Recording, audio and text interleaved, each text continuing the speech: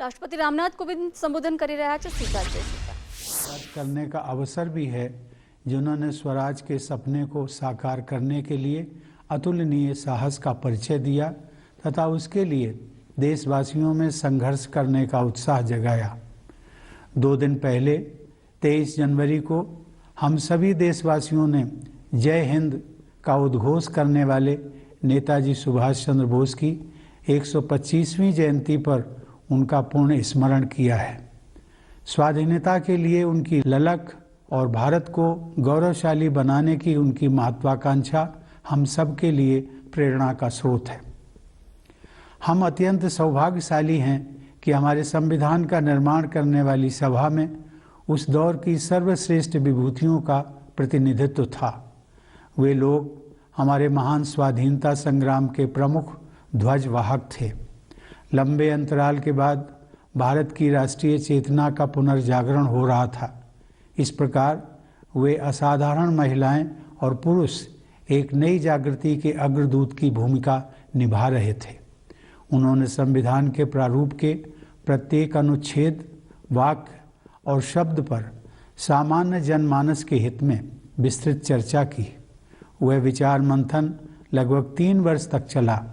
अंततः डॉक्टर बाबा साहेब आम्बेडकर ने प्रारूप समिति के अध्यक्ष की हैसियत से संविधान को आधिकारिक स्वरूप प्रदान किया और वह हमारा आधारभूत ग्रंथ बन गया। यद्यपि हमारे संविधान का कलेवर विस्तृत है, क्योंकि उसमें राज्य के कामकाज की व्यवस्था का भी विवरण है, लेकिन संविधान की संक्षिप्त प्रस्तावना में लोकतंत्र, न्याय, स्वतंत्रता, समानता और बंधुत्व के मार्गदर्शक सिद्धांत सारगर्भित रूप से उल्लिखित हैं। इन आदर्शों से उस ठोस आधारशिला का निर्माण हुआ है जिस पर हमारा भव्य गणतंत्र मजबूती से खड़ा है। इन्हीं जीवन मूल्यों में हमारी सामूहिक विरासत भी परिलक्षित होती है। इन जीवन मूल्यों को मूल अधिकारों तथा नागरिकों के मूल कर्तव्यों के रूप में हमारे संविधान द्वारा बुनियादी महत्व प्रदान किया गया है। अधिकार और कर्तव्य एक ही सिक्के के 2 पहलू हैं। संविधान में उल्लिखित मूल कर्तव्यों का नागरिकों द्वारा पालन करने से मूल अधिकारों के लिए समुचित वातावरण बनता है। आह्वान किए जाने पर राष्ट्र की सेवा करने के मूल कर्तव्य को निभाते हुए हमारे करोड़ों देशवासियों ने स्वच्छता अभियान से लेकर कोविड टीकाकरण अभियान को जन आंदोलन का रूप दिया है। ऐसे अभियानों की सफलता का बहुत बड़ा श्रेय हमारे कर्तव्यपरायण नागरिकों को जाता है।